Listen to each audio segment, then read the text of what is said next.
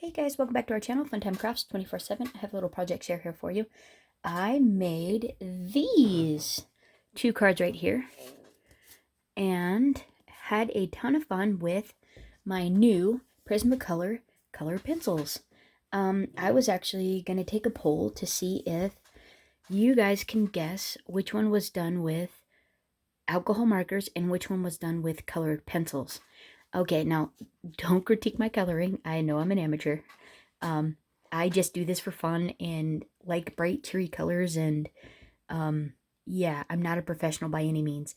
So, with that, though, can you guys tell which one is alcohol markers and can you tell which one is colored pencils?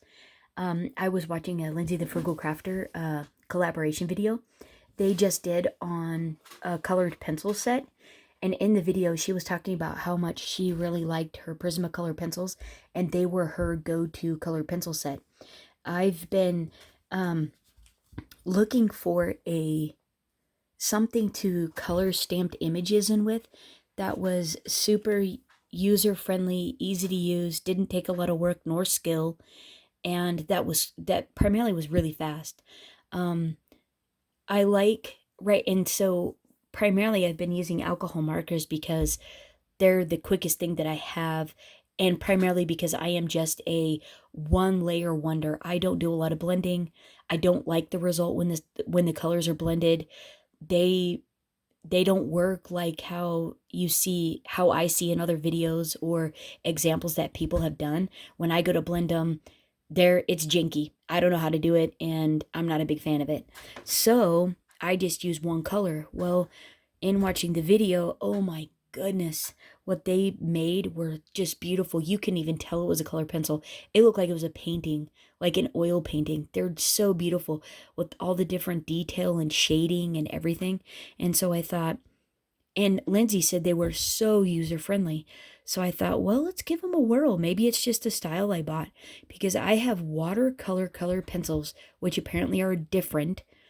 And I've only ever used a cheap set of color pencils, which you can burnish them and stuff like that, but you still get a grainy, streaky look. You don't get that smooth transition of just even ombre beautiful color flow.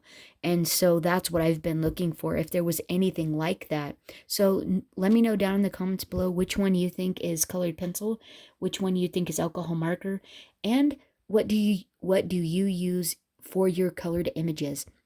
So let me tell you what I used to make these two cards. I used the Altenew Blooming Bouquet stamp set, that large image there, a couple of the smaller ones. I stamped it in Memento black ink for the alcohol markers and as well as for the colored pencils. I used this free Stamps of Life die I got that says hello. The shadow is cut out in white. The sentiment is cut out in black licorice. This card topper is 3 3/4 by 5. That is mounted on a black licorice card base or card mat that is 4 by 5 1/4 on a white card base that is A2 4 1/4 by 5 1/2. On the little dots, I did embellish it with some stardust jelly roll pen. I just went over the top of it to give them a little bit of shimmer, and thought that it just came out really, really pretty. I just thought it ended up being a nice, cheery, fun card to be able to give somebody. Even though the coloring isn't professional or intermediate at best, it is very amateur, I still think it's super fun and somebody would enjoy getting either one of these. So let me tell you, this one is the color pencil one, and this one is the alcohol marker. And what I really like about it is, see, my color blending, I mean, I don't color blend. I just basically outline, put a lighter color on, and move on. I am a one layer type of colorer. You know, do the grade school, outline everything, and then do a light color. That's my technique.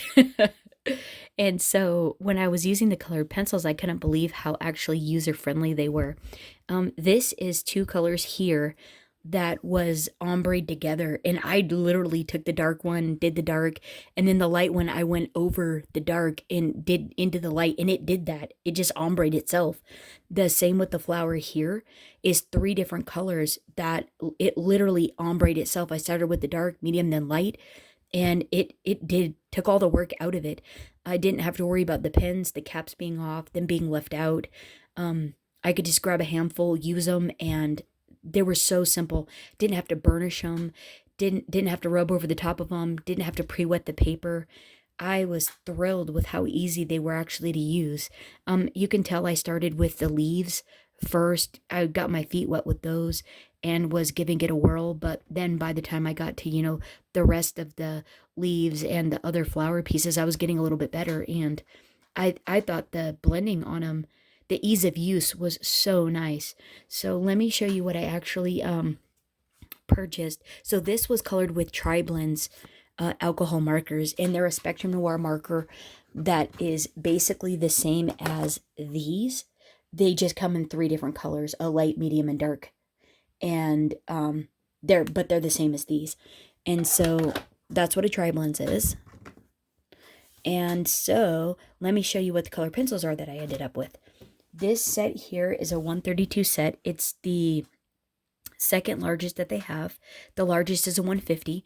I bought these off of Amazon for $66 free shipping. And the 150 set at the time was like $88.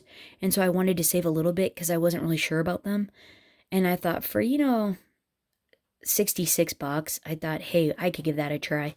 And what comes in it are six trays of beautiful pre-sharpened pencils that all have coordinating numbers and names.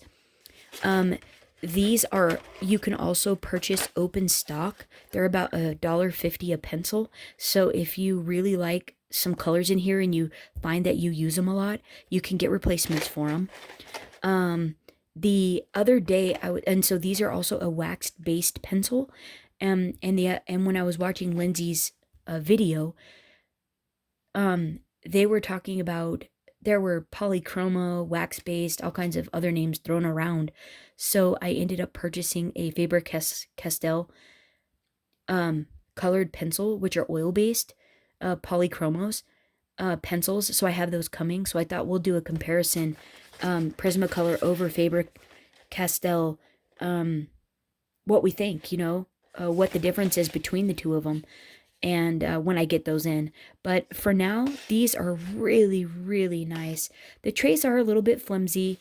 My tin did come a little bit damaged in shipping, and so I ended up ordering, as you can tell right there, I ended up ordering a binder for these to go in, a color pencil binder, and I'm still waiting on that.